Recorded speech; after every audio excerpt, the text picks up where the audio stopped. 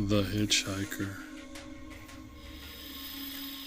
I'll see you tomorrow, I said solemnly as I pulled up in front of my friend's house. She dug her phone from her purse and waved it at me. Call me now, and I'll stay on the phone with you until you get home. Don't be scared. There isn't anything in the dark that isn't in the light. I had always hated driving from our house to mine at night. We both lived on the back roads.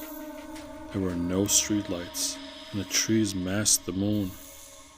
I nodded and gave her a half-hearted smile as she unbuckled her seatbelt and opened the passenger side door. She waved her phone at me again with a smile as she slammed the door shut, leaving me alone in the car. I hurriedly fished around in my purse for my own phone as she disappeared into her house. Once I found it, I called her and pulled away. "Hey," she chirped. "I hate my life," I moaned. You'll be fine. Why do we have to live on such creepy roads?" "I don't know. Maybe we should both move into town," I joked. "Maybe we should just move in together and not worry about driving at all," she replied with a giggle. I sped along the curvy road, narrowly missing a possum that was lounging on the shoulder. We spent a good 10 minutes talking about random things to keep my mind off the drive. I kept checking behind me in the back seat periodically, which, in hindsight, that wasn't a wise thing to do while speeding down a dark, curvy road while on the phone. I turned a sharp curve and approached the piece in the road we referred to as the roller coaster. It was a straight stretch with large bumps that made your belly flip when you went over them at a certain speed. My friend was in the middle of explaining her television show to me when my phone cut out. This was not a good time for me to drop a call.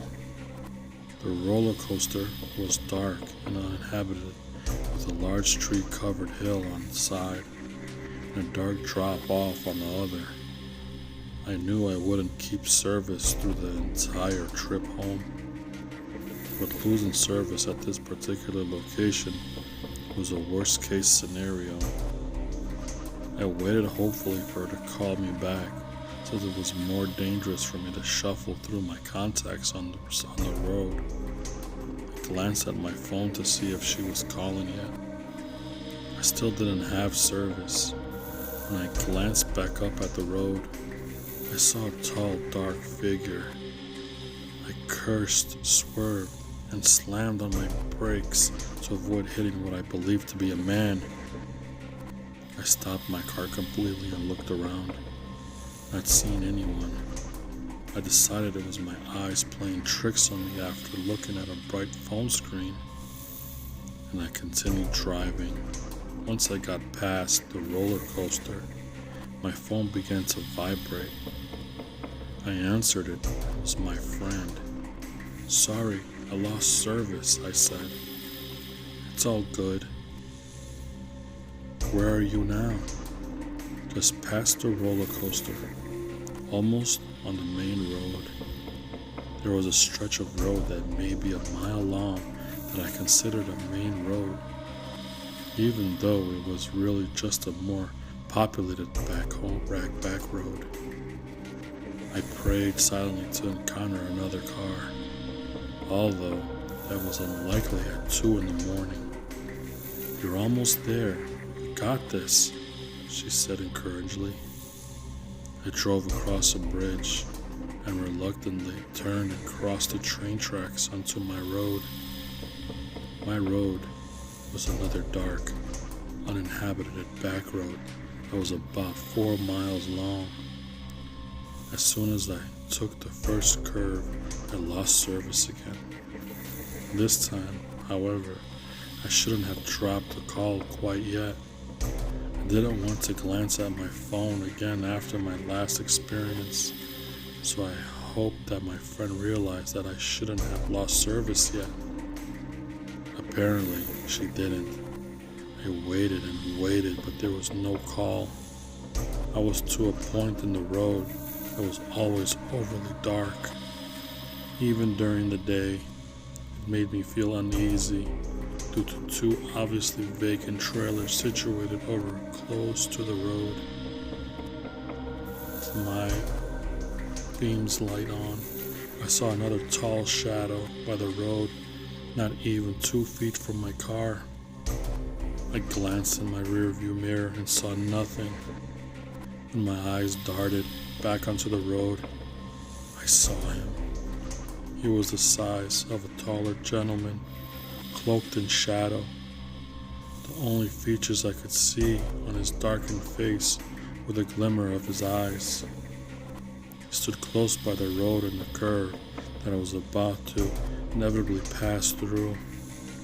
He slowly lifted a dark arm, and I could see that his thumb was pointed upward.